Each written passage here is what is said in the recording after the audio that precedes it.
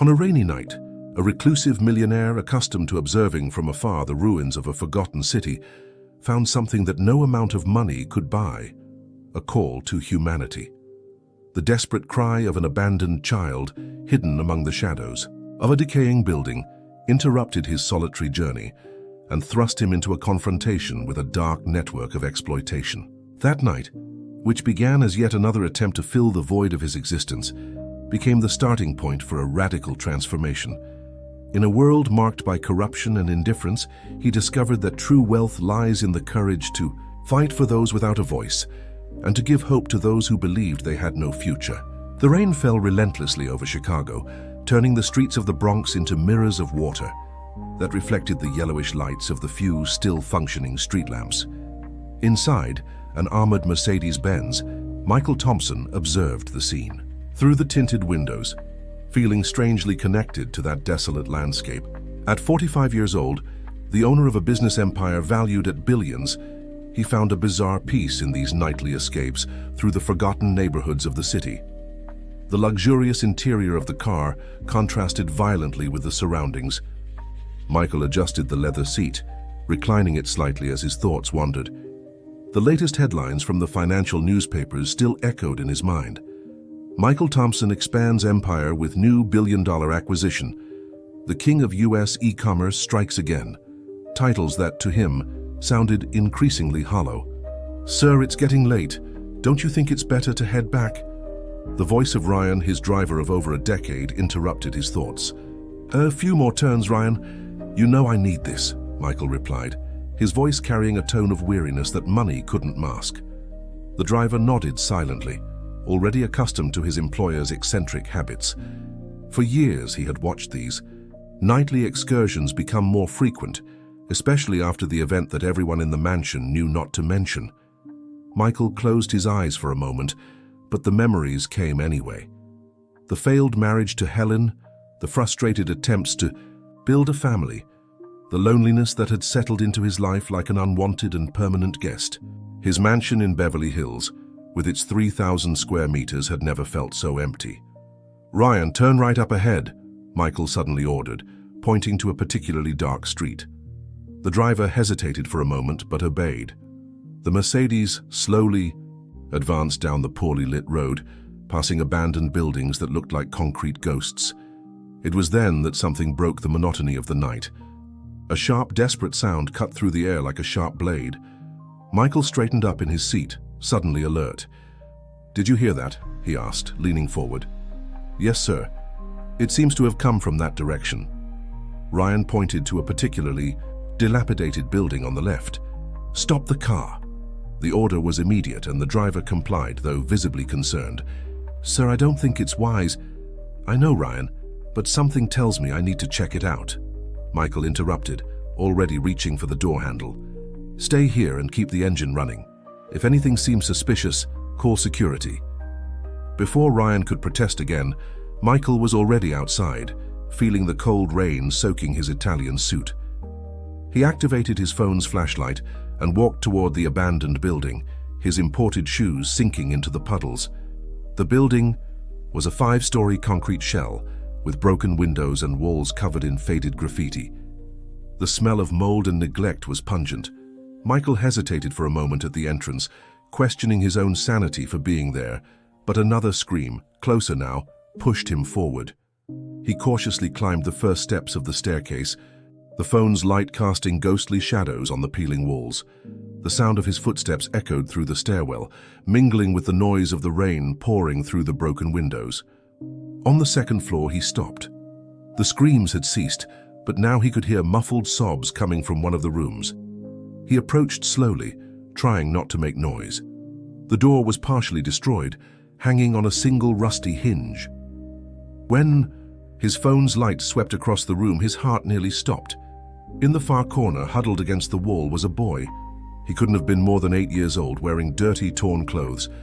His face was streaked with tears and dirt, and his eyes, when they met Michael's, were wide with terror. "Hey, it's okay." Michael spoke softly, keeping his distance, to avoid frightening the child further. "Everything's fine, I'm not going to hurt you." The boy shrank back even more, as if trying to merge with the wall. Michael realized he would need to be very careful. Something about that scene stirred in his chest a feeling he hadn't experienced in a long time. A protective instinct, an urgent need to help. "My name is Michael. What's your name?"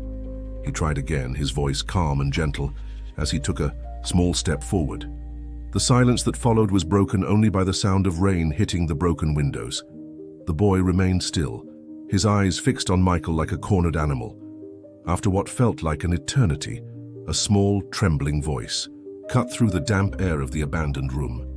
"Liam," the boy replied so softly that Michael had to lean in to hear. "My name is Liam." Michael felt a slight relief upon hearing the response. It was a start. Slowly, he crouched down, positioning himself at the boy's level, but still keeping a safe distance. The light from his phone was now angled so as not to blind the child. "Liam, what a beautiful name," Michael said with a gentle smile. "Are you hurt? Do you need help?" The boy hesitated, his dark eyes darting quickly between Michael and the door, as if calculating his chances of escape. His clothes were soaked, and Michael could see that he was trembling, whether from cold or fear. "They'll find me," Liam whispered, his voice filled with dread. "I can't go back there." "Who will find you, Liam?" Michael asked, his concern growing. "Where did you come from?" Liam hugged his knees tighter, and Michael noticed dark marks on his arms. The businessman's heart sank as he realized they were bruises. "From the orphanage," Liam answered after a long pause. "They do bad things there. Very bad." Michael felt a shiver that had nothing to do with the cold night air. In his years as a businessman, he had learned to trust his instincts, and something about this situation felt deeply wrong. "What kind of bad things, Liam?" he asked softly, trying not to push the frightened boy too hard. Liam began to cry again, but this time it was a different kind of cry, deeper and more painful. They sell the kids." His voice was broken by sobs. "I heard them talking, and they were going to sell me too." Michael felt his blood run cold. His mind quickly began processing the implications of this revelation. If what the boy was saying was true, it meant there was a criminal organization operating under the guise of an orphanage. "Liam, look at me," Michael said firmly, but with gentleness in his voice. "I promise I won't let anyone hurt you. You're safe now." The boy raised his eyes, meeting Michael's. There was something in that gaze, a mix of despair and hope, that deeply moved the businessman. "You have to trust me, Liam. I can help you, but you need to come with me." Michael extended his hand, holding it in the air, waiting for the boy to take the initiative. Liam looked at the outstretched hand with suspicion. Years of abuse and neglect had taught him that adults couldn't be trusted. But there was something different about this well-dressed man who had appeared out of nowhere in his hiding spot. "Do you promise?" Liam's voice was barely a whisper. "Promise you won't send me back there?" "I promise," Michael replied, with a conviction that even surprised himself. "You have my word." Slowly, as if every movement required a tremendous effort, Liam began to peel himself away from the wall. His steps were hesitant, but he gradually moved closer to Michael. "It's very cold here," Michael said, taking off his jacket, still dry on the inside, and offering it to the boy. "This will warm you up a bit." The gesture seemed to break down the last barriers Liam had. He accepted the jacket, which looked more like a blanket on his small frame, and finally allowed Michael to come closer. "Come on, my car is nearby. Let's get you out of this rain," Michael said, gently guiding the boy toward the exit. As they descended the stairs, Michael quickly sent a message to Ryan. "I'm on my way back with a child. Be ready to head straight home." When they reached the ground floor, Liam suddenly stopped, clutching the sleeve of Michael's shirt. "What if they're out there?" Michael knelt in front of the boy, looking him in the eyes. "Liam, I'm a very powerful man. No one will harm you while you're with me. Trust me." Something in the way Michael spoke must have convinced Liam, because he nodded slightly and allowed them to proceed to the car. When Ryan saw them approaching, he quickly stepped out to open the rear door, trying not to show his surprise at the situation. Once inside the car, Liam curled up on the leather seat, still wrapped in Michael's jacket. The businessman noticed that despite the fear still visible on his face, the boy seemed a bit more relaxed in the warm, dry interior of the vehicle. "Home, Ryan," Michael ordered without taking his eyes off Liam. "And call Dr. Paula. Tell her I need her urgently at the mansion." As the car glided silently through the wet streets, Michael watched the boy beside him, sensing that his life was about to change dramatically.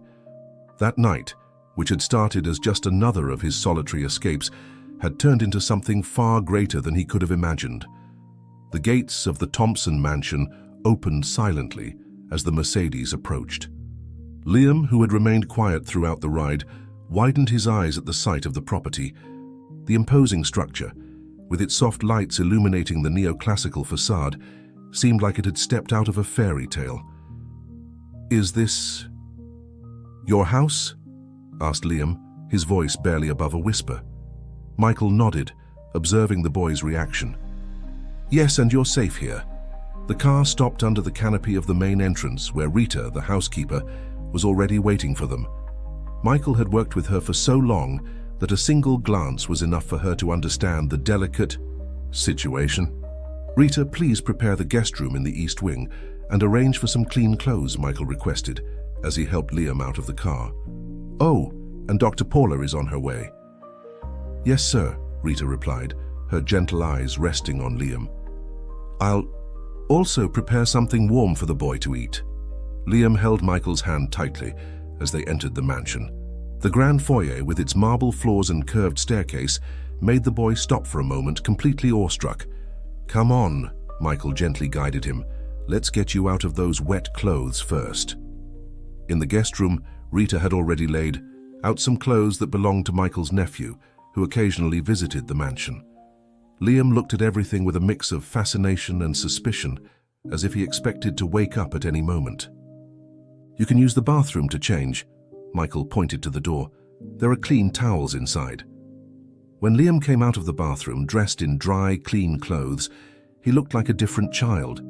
His face had been washed, revealing soft freckles across his nose, but the bruises on his arms, now more visible, made Michael's heart ache. "Dr. Paula has arrived, sir," Rita announced from the doorway. Paula Smith was a pediatrician Michael had known for years. She entered the room with her calm and professional demeanor, carrying her medical bag. "Hi, Liam," she smiled gently. "Can I take a look at you, just to make sure everything's okay?" Liam looked at Michael, seeking confirmation. After a positive nod from the businessman, he agreed timidly.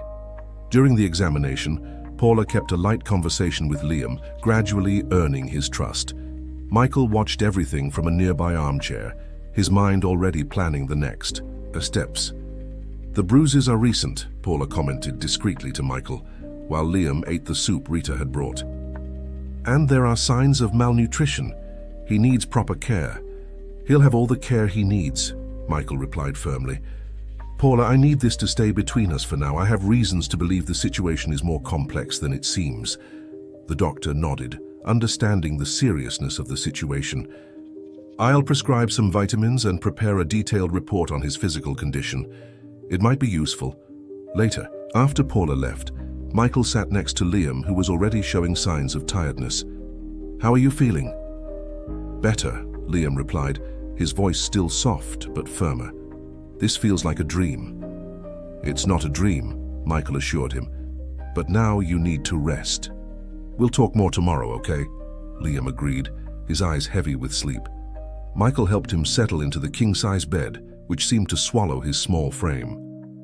"Can I leave the lamp on?" Liam asked, a hint of fear in his voice. "Of course." "You can." Michael adjusted the lamp's brightness. "And if you need anything during the night, just press this button here. Rita or I will come immediately." When Liam finally fell asleep, Michael remained in the armchair in the room watching him. His mind was racing, processing everything that had happened that surreal night. He picked up his phone and typed a message to Charles Wilson, his trusted lawyer. "I need you here first thing in the morning. Delicate and urgent matter. Absolute discretion." Then he opened another conversation, this time with Marcus Johnson, a private investigator who had worked for him before. "Urgent job. I need information on an orphanage. Details in person tomorrow." Michael knew he was stepping into dangerous territory. If Liam's allegations were true, and his gut told him they were, He was about to face something much bigger than he had imagined. But as he looked at the boy sleeping peacefully, he knew there was no turning back. For the first time in years, he felt he was doing something truly meaningful. Rita entered the room quietly with a cup of tea for Michael. "You should rest too," she whispered. "I can't leave him alone, Rita, not tonight." The housekeeper smiled understandingly. "I understand, sir. I'll bring a blanket so you can be more comfortable in the armchair." As the rain continued to fall, outside, Michael thought about how his life had completely changed in a matter of hours. The loneliness that had haunted him for so long seemed to have found a purpose. Now, he had a mission: to protect Liam and uncover the truth behind the orphanage, no matter the cost. Morning arrived with a timid sun that barely managed to break through the remnants of the night storm. Michael, who had dozed off in the armchair, woke up to the first rays of light. Liam was still sound asleep, wrapped in the blankets like a protective cocoon. The businessman checked the messages on his phone. Both Charles, his lawyer, and Marcus, the investigator, had confirmed they would arrive within an hour. Michael took the opportunity to take a quick shower and change his clothes, asking Rita to keep an eye on Liam. In the mansion's library, temporarily transformed into a meeting room, Michael greeted his visitors. Charles Wilson, a middle-aged man with graying hair and thin-rimmed glasses, was the first to arrive. "Michael, I must admit I'm intrigued by the urgency," Charles commented, adjusting his glasses. "What happened?" Before Michael could respond, Marcus Johnson entered the room. The investigator, a man of unassuming appearance and a sharp gaze, greeted those present with a nod. Michael closed the library door and began recounting the events of the previous night. As the story unfolded, the expressions of his listeners grew increasingly grave. "A child trafficking scheme?" Charles murmured, incredulous. "This is very serious, Michael." "That's why I need you," Michael replied, his voice filled with determination. "Marcus, I want everything on that orphanage. Staff, management, history, anything suspicious in the last few years." "What's the name of the institution?" Marcus asked, already taking notes. At that moment, everyone realized they didn't know this crucial piece of information. Michael cursed under his breath. "I'll need to ask Liam when he wakes up, but start by investigating all the orphanages in the eastern part of the city." "Michael," Charles interjected, his tone cautious, "we need to think carefully about our next steps. You're sheltering a child without any documentation or legal authorization. This could cause you serious problems. What do you suggest?" "First, we need to document everything. The boy's physical condition, his accounts, any evidence that can corroborate his story. We already have Dr. Paula's report. That's a start." The conversation was interrupted by a soft knock on the door. It was Rita, looking worried. "Mr. Michael, the boy is awake. He's very agitated, calling for you." Michael stood up immediately. "We'll continue in a few minutes," he said to the others, already heading to Liam's room. He found the boy, sitting on the bed, eyes wide and breathing heavily. Upon seeing Michael, Liam seemed to relax a little. "Hey, champ." Michael sat on the edge of the bed. "Did you have a nightmare?" Liam nodded, tears beginning to form in his eyes. "I dreamed that they found me, that they took me back." Michael gently placed his hand on the boy's shoulder. "That's not going to happen, Liam, I promised, remember." The boy wiped his tears with the back of his hands. "But they're bad people, really bad." "Liam," Michael spoke softly, "I know it's hard, but I need you to tell me more about the orphanage. What's its name?" The boy visibly shuddered. "New Hope Orphanage," he whispered. "It's near the subway station." "And how long were you there?" "I don't know exactly, and a long time." Liam hugged his knees. "At first it was good, there were other boys and girls, but then, after Aunt Clara disappeared..." "Who's Aunt Clara?" "She was nice, she took care of us, told us stories." Liam sniffled. "But one day she saw something she shouldn't have. I heard them talking. After that, she never came back." Michael felt a shiver run down his spine. "And was it after that the bad things started?" Liam nodded. "They started taking the children. They said it was for adoptions, but..." His voice faltered. "But what, Liam?" "I heard them talking about prices, about buyers." Liam began to tremble. "And yesterday..." Yesterday I heard them say my name. Michael pulled the boy into a protective hug, feeling him sob against his chest. It's okay now, you're safe here. After Liam had calmed down a bit, Michael managed to get him to eat a light breakfast. Rita brought some new clothes she had bought early that morning, and for the first time Liam gave a small smile when he saw the colorful pieces. Back in the library, Michael shared the new information with Charles and Marcus. The investigator was already on his way out, ready to start his work. I'll need a few days to gather everything, Marcus informed him, but I can already say that this name, New Hope Orphanage, sounds familiar. There have been some anonymous complaints over the past few months, but nothing that went anywhere. Why weren't they investigated? Michael asked, irritated. Sometimes, Michael, Charles interjected, things don't move forward because there are powerful people involved. We need to be very careful.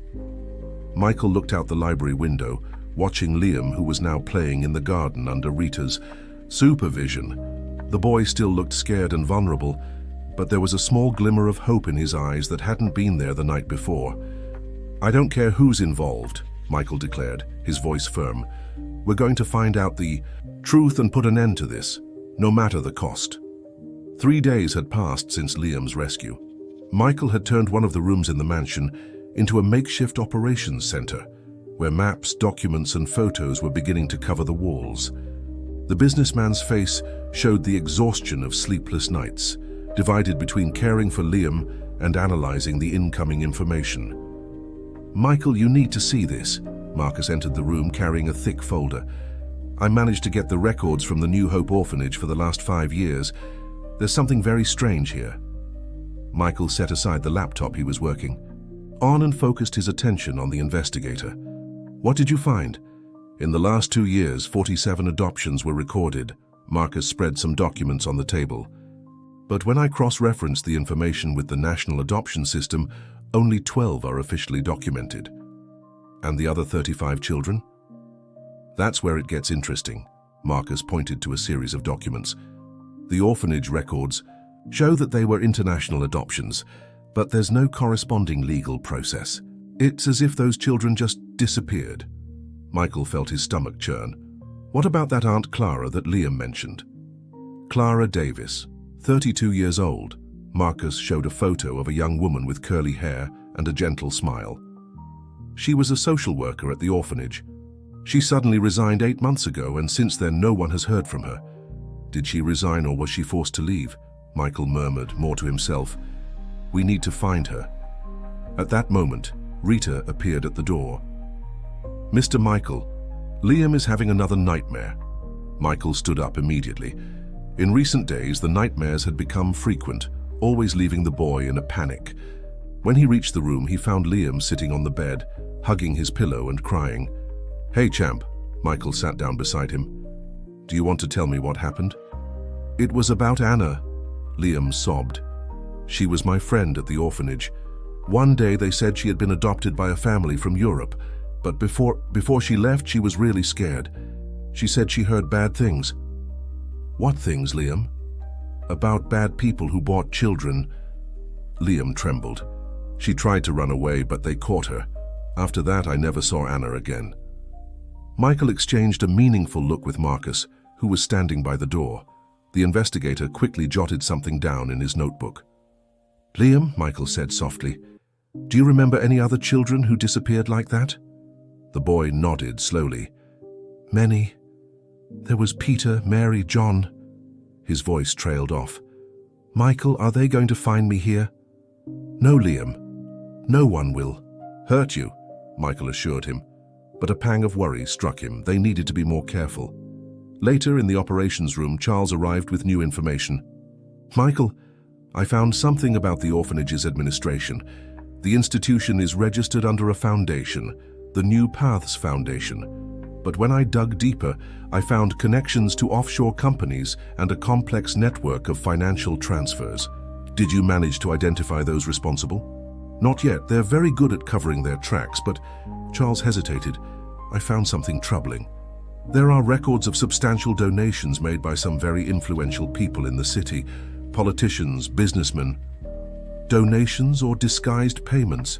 Michael questioned, his expression hardening. Exactly. And there's more. Charles lowered his voice. I received an anonymous call today. Someone warning me not to get involved in this matter. Michael felt a shiver run down his spine. It was confirmation that they were on the right track, but also a sign that the danger was real. We need to tighten security, Michael decided. Double the number of guards at the mansion, and I want additional cameras installed around the entire perimeter. Already taken care of, Marcus informed. And I suggest you be careful too, Michael. People with that kind of power don't like being investigated. That night, after Liam finally fell asleep, Michael remained in his office, reflecting on the new developments. His phone buzzed with a message from an unknown number. We know you have the boy, this won't end well. Instead of fear, Michael felt his determination grow. He picked up the phone and called his press contact, Helen Martinez, a respected investigative journalist. Helen, I need your help. I have a story you need to hear, but it has to be handled with extreme discretion. As he prepared for bed, Michael heard sounds coming from Liam's room. When he checked, he found the boy awake, drawing something in a notebook. Can't sleep? Michael asked softly. Liam showed him the drawing. It was a portrait of Aunt Clara. I miss her. She always said she would protect us. Michael sat down next to the boy, feeling the weight of the responsibility he had taken on. We're going to find her, Liam, and we're going to help all the other kids too. The boy rested his head on Michael's shoulder, a gesture of trust that made the businessman's heart tighten.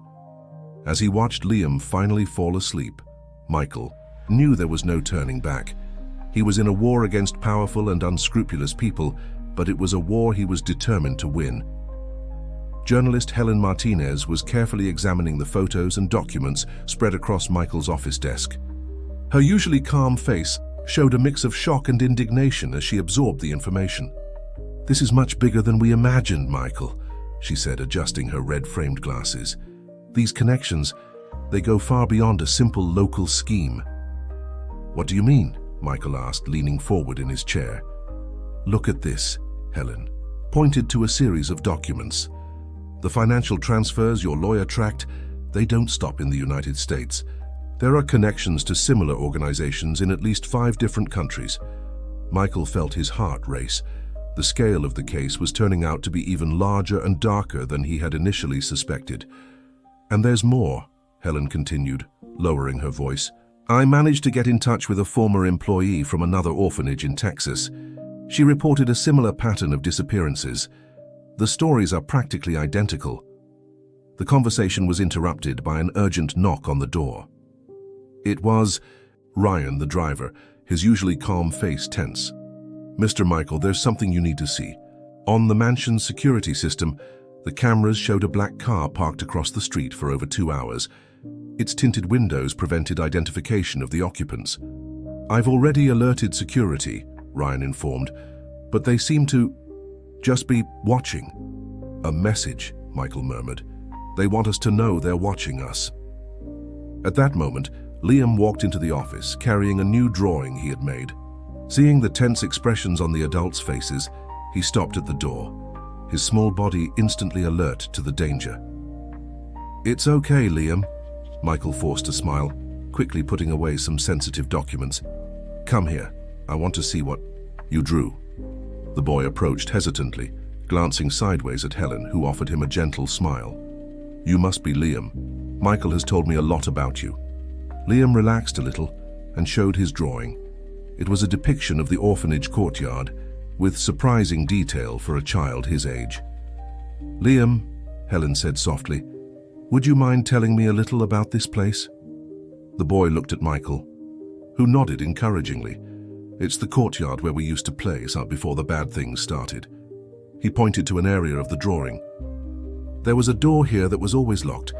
At night, sometimes we saw strange people going through it. Helen made some discreet notes as Liam continued describing the place. Michael watched intently, picking up on details that could be crucial to the investigation. The afternoon wore on when Michael's phone rang. It was Marcus, the investigator. Michael, I found Clara Davis. His voice was breathless. The former employee, Aunt Clara. She's alive, but But what, Marcus? She's in hiding, scared. But she agreed to talk on one condition. She wants guarantees of protection. She says she has proof, Michael. Concrete proof of what was happening at the orphanage. Michael exchanged meaningful looks with Helen. Where is she? Outskirts of Chicago. I can bring her to you, but we need to be extremely careful. She says she's being followed. Bring her to the address I'll send you, Michael replied, already planning in his mind. I have a safe house in Beverly Hills. No one knows about it. After hanging up, Michael noticed Liam watching him intently. Was it about Aunt Clara? Yes, champ. We found her. The boy's eyes filled with tears. Is she okay? She is, Michael. Knelt down to his level, and soon you'll be able to see her. That night, after Liam fell asleep, Michael gathered his team to plan the next steps. Charles, the lawyer, seemed especially worried. Michael, I've received more threats, he revealed. This time they mention my family. They're increasing the pressure. Put your family in a hotel, Michael ordered. Use my reserved name. And Charles, if you want to step away. No, the lawyer interrupted. I'm in this until the end. We just need to be more careful. Helen, who had remained silent for some time, finally spoke. I have a proposal. What if we set up two fronts of investigation? One public, through my newspaper, focusing only on the surface of the case, administrative irregularities, documentation issues, and another following the money and the real connections, Michael completed, understanding the plan. Make them think we haven't discovered the true extent of the scheme. Exactly. We can use the press coverage as a distraction while we dig deeper. Michael agreed, but his instincts told him time was running out. The black car was still out there, a silent and menacing presence. Clara's arrival could be the turning point they needed, but it could also trigger an even more violent reaction from those involved. Looking out the window of his office, Michael watched the city lights. Somewhere out there, other children like Liam were still in danger. The weight of that reality settled on his shoulders, but instead of overwhelming him, it only strengthened his resolve. Tomorrow, he announced to his team, we start the counteroffensive. They want to intimidate us? We'll show them they picked the wrong fight. The house in Beverly Hills was a modern and discreet construction, surrounded by a well-kept garden and high walls. Michael had personally chosen every detail of the security system, turning the place into a true fortress. Now, watching through the surveillance cameras, he anxiously awaited Marcus's arrival with Clara. Liam was especially restless that morning, alternating between moments of anticipation and apprehension. What if she doesn't recognize me? He asked for the third time, sitting on the living room couch. She will, champ, Michael assured him, sitting down beside him. Aunt Clara would never forget you. The sound of the intercom broke the moment. It was Marcus, following the established security protocol. Minutes later, a woman with a tired appearance but still vibrant eyes entered the room. Her curly hair was shorter than in the photo Michael had seen, and a few grey streaks betrayed the stress of the past few months. Aunt Clara, Liam shouted, running toward her. Clara knelt, opening her arms to receive the boy. Tears streamed down her face as she hugged Liam. My little one, are you okay? Thank God you're okay. Michael and Marcus watched the emotional scene, giving them a moment to reunite. When they finally pulled apart, Clara turned to Michael. Mr. Thompson, she said, her voice choked. I have no words to thank you for saving Liam. Please call me Michael, he replied, gesturing to the sofa. And now we need your help to save other children. Rita appeared with a tray of tea and cookies while Helen arrived with her laptop, ready to document everything. Liam, still clinging to Clara, didn't want to let her go for even a moment. It started about 2 years ago. Clara began her account, her hands trembling slightly as she held the teacup. At first it was small irregularities, strange documents, visits at odd hours, but then the children started disappearing. How did you discover the truth? Helen asked gently. It was by accident. One night I forgot my phone in the office and went back to get it. I heard voices in the director's room. Clara closed her eyes, reliving the memory. They were discussing prices for children, as if they were merchandise. Liam shrank beside her and she hugged him tighter. "I managed to record part of the conversation," she continued, "but they found out. The next morning I received a warning.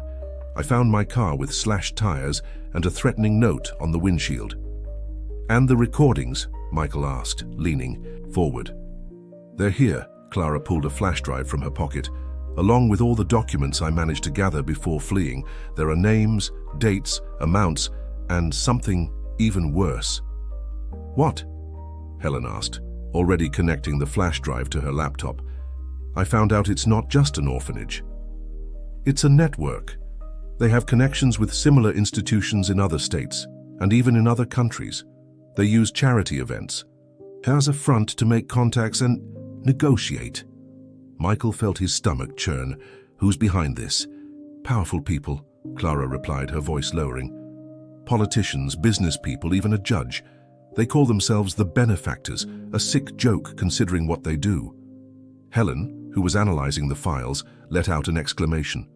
"My God, the transaction amounts, millions of dollars." "And that's just the tip of the iceberg," Clara continued. "They have a major event scheduled in 2 weeks, a supposed charity gala at the Ritz-Carlton. In reality, it's a meeting for negotiations." Michael exchanged glances with Marcus. It was the opportunity they needed to expose the entire scheme. "How did you get all this information?" Charles asked, flipping through some documents. "I worked directly with the administrative director. I had access to many files. When I realized what was happening, I started making copies, recording conversations. I knew I would need evidence." "And why did you decide to come forward now?" Michael questioned. Clara looked at Liam, her eyes welling up. "Because I couldn't take it anymore. Every night I thought about the children, how I had failed to protect them. When I found out that Liam had escaped and was safe, I realized it was my chance to do the right thing." "Aunt Clara," Liam whispered, "do you know about Anna and Peter?" Clara's face darkened. "I have records of where they were sent, Liam. With that information, we can find them." Michael stood up, his mind already formulating a plan. "Helen, I want you to prepare 2 reports. One superficial, about administrative irregularities. That will be our smokescreen. The other with all. The real evidence stays hidden until the right moment." "What about the event?" Marcus asked. "We'll use it against them, but we need to be extremely careful. These people are dangerous and well-resourced." As if to confirm his words, Michael's phone buzzed with a message. "Last chance to back down, Thompson. Some doors once opened cannot be closed." Michael showed the message to the others. "They're getting desperate. That means we're on the right track." "And Liam?" Clara asked, worried.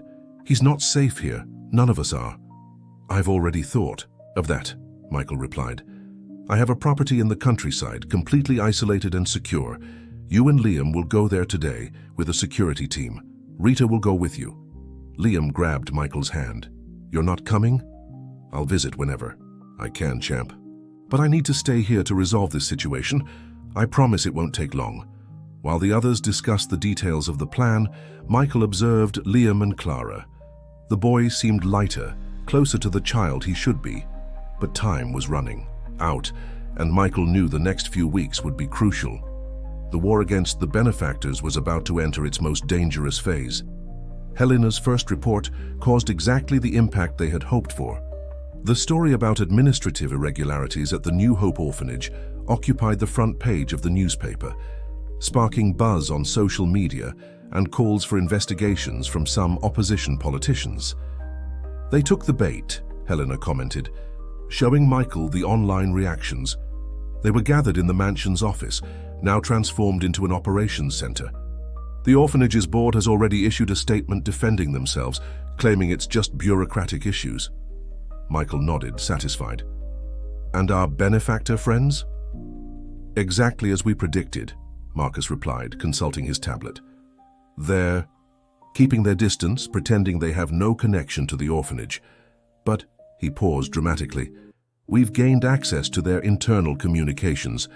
They're in panic mode, organizing emergency meetings." Charles, who had just arrived, brought more news.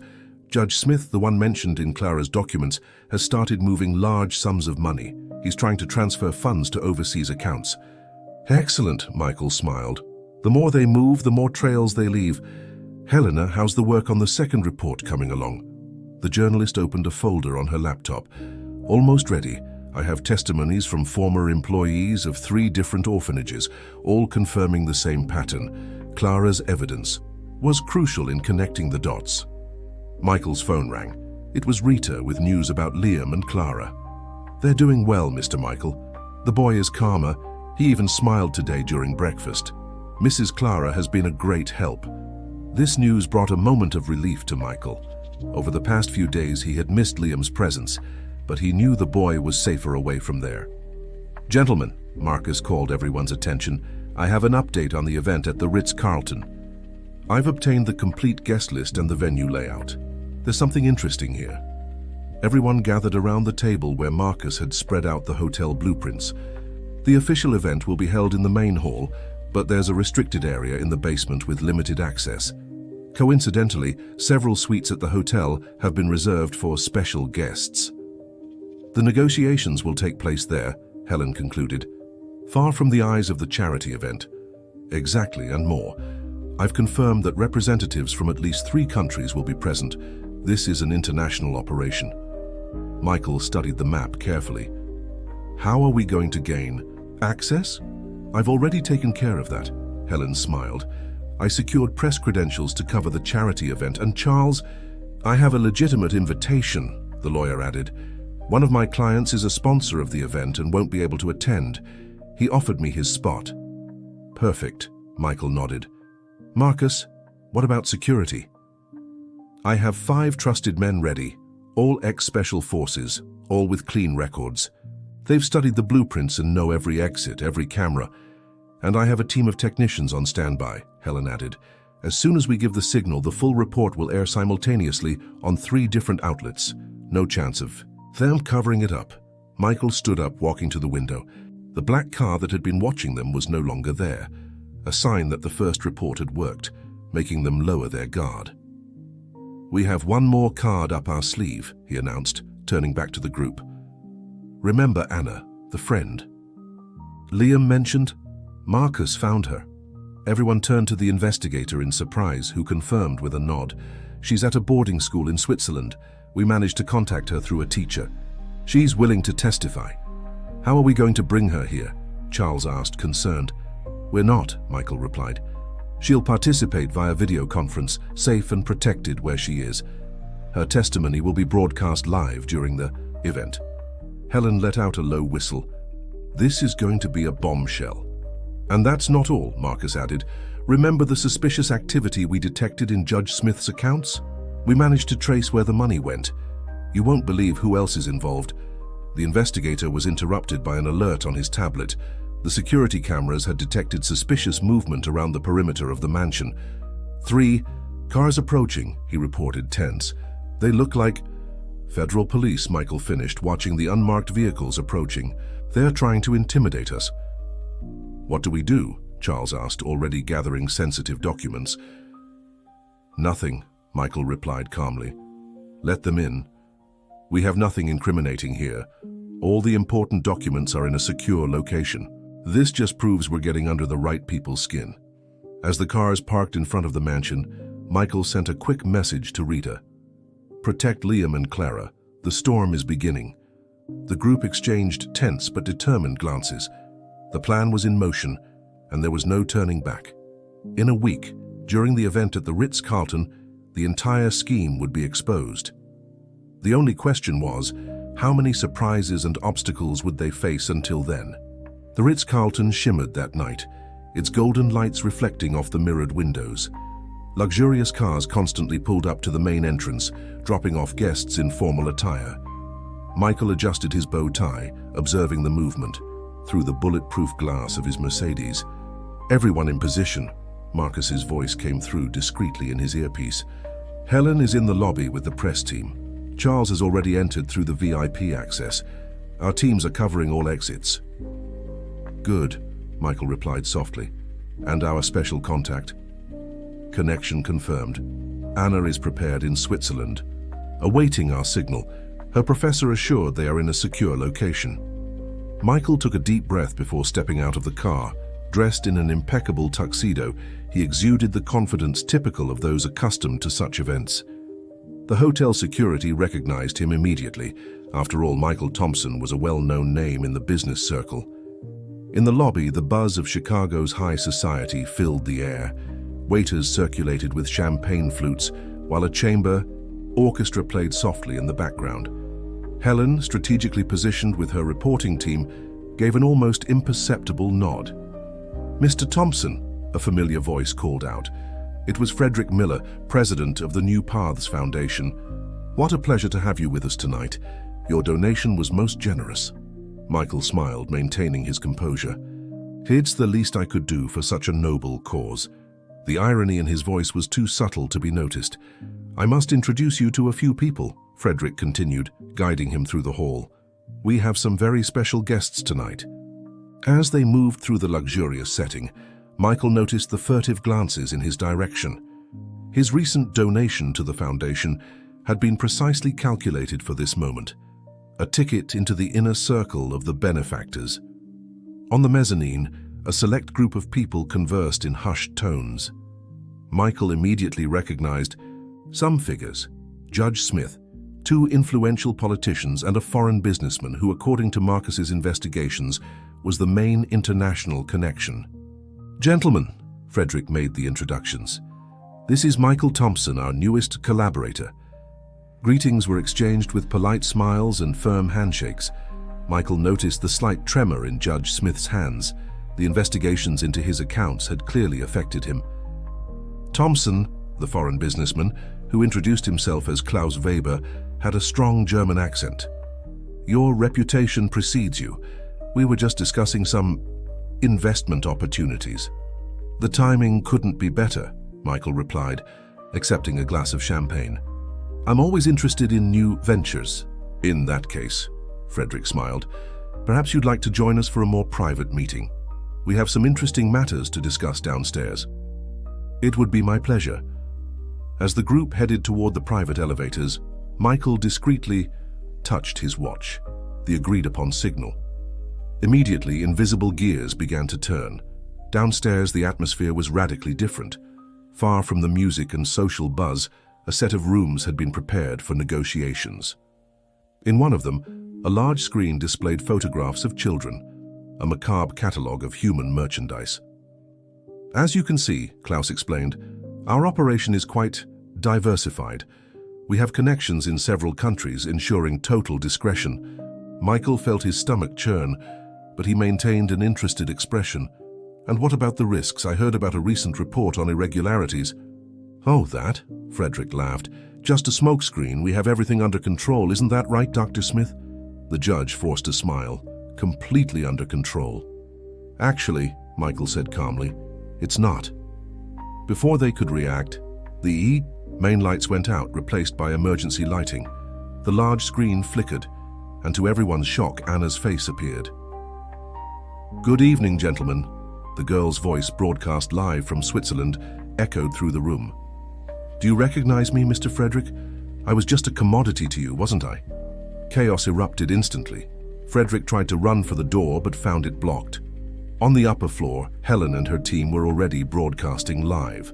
Federal agents, the real ones this time, emerged from various points in the hotel. "This is outrageous," Klaus shouted, but his voice trembled. "No, gentlemen," Michael said, his voice cutting through the air like steel. "Outrageous is what you did to hundreds of innocent children, and now you're going to pay for it." The next few hours were a whirlwind. Arrests were made, documents seized, testimonies taken. The operation, planned for weeks, unfolded with surgical precision. Amid the chaos, Michael received a message from Rita. "Liam is watching everything on TV. He's smiling, Mr. Michael, really smiling." As he watched the benefactors being taken into custody, Michael felt a mix of relief and determination. The main battle had been won, but he knew the war to protect children was just beginning. "Michael," Helen approached, still broadcasting live, "do you want to make a statement?" He looked directly into the camera, thinking of Liam, Anna, and all the children who had suffered. "Yes, to all the children who endured this nightmare, you are no longer alone.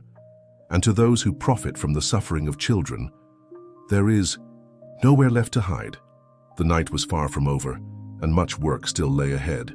But at that moment, in the basement of the Ritz-Carlton, one of the largest child exploitation networks in the country began to crumble. 6 months had passed since the night at the Ritz-Carlton. The Aguiar mansion, once a symbol of solitude, now overflowed with life and purpose. In the spacious, recently renovated garden, children played under the afternoon sun, their laughter echoing through the flower beds. Liam, now officially Liam Aguiar, watched the activity from the balcony, a serene smile on his face. Beside him, Clara organized materials for the next group therapy session. She had become the coordinator of the psychological support program at the newly established New Dawn Institute.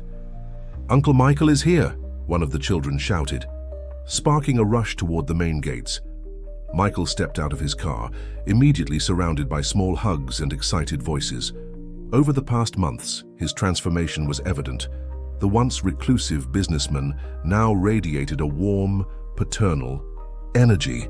"Liam," he called, flashing a special smile for his adoptive son. "Ready for the surprise I mentioned?" The boy ran down the balcony steps, his eyes shining with curiosity.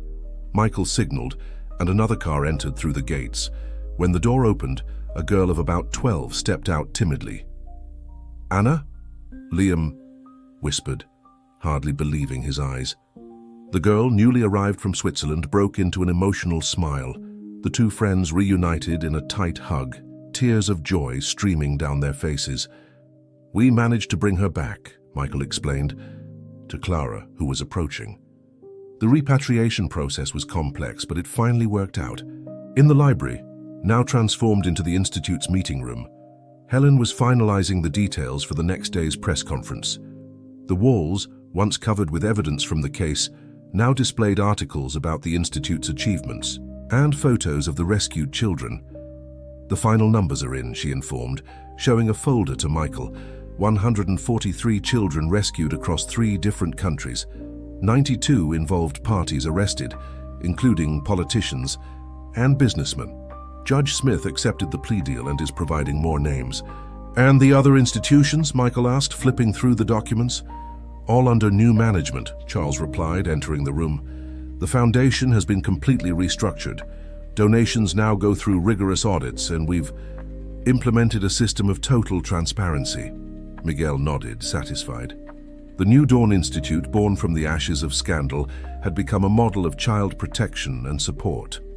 In addition to temporary shelter, it offered psychological counseling, quality education, and assistance with family reintegration when possible.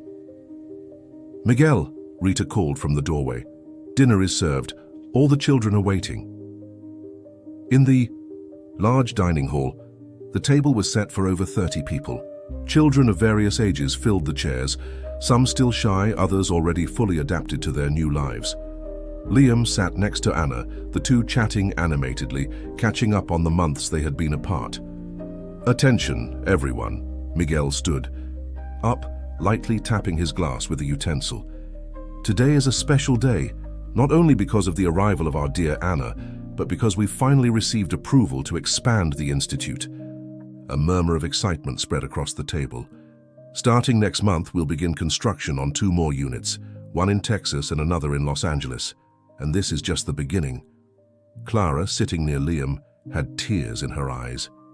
"Who would have thought that something so beautiful could come from that terrible night?" "Sometimes," Miguel replied, looking affectionately at Liam, "we need to go through the darkness to find the light." After dinner, as the children prepared for bed, Miguel found Liam in his room, organizing some books. "Dad," Liam called. The word still made Miguel's heart race. "Do you think one day all children will have a safe place like this?" Miguel sat on the edge of his son's bed. "That's why we keep fighting, champ. One day at a time, one child at a time." Liam hugged his adoptive father. "You know what? That night when you found me, I was praying for a guardian angel." "And did you find one?" Miguel asked, moved. "I found a whole family of them," Liam smiled, looking out the window where he could see the lights of the Institute shining in the night. Later, in his office, Miguel found a drawing on his desk, a joint work by Liam and Anna. It depicted the mansion, but not as a cold, imposing structure. In the drawing, it was colorful and welcoming, with children playing in the garden and a big smiling sun in the sky. Below, in childlike handwriting, it was written, "Home is where the heart finds peace." Michael hung the drawing in a prominent place, next to the official adoption photo of Liam. The emptiness that once filled that house and his heart had been replaced by something far greater than success or material wealth. It had been filled with love, purpose, and hope. Outside, the Chicago night sparkled with thousands of lights. Somewhere in the city, other children still needed help, but now there was a place they could turn to, a beacon of hope in the darkness. The New Dawn Institute would continue to grow, transforming stories of pain into tales of triumph, one day at a time, one life at a time, proving that even in the darkest situations, there is always the possibility of a new beginning.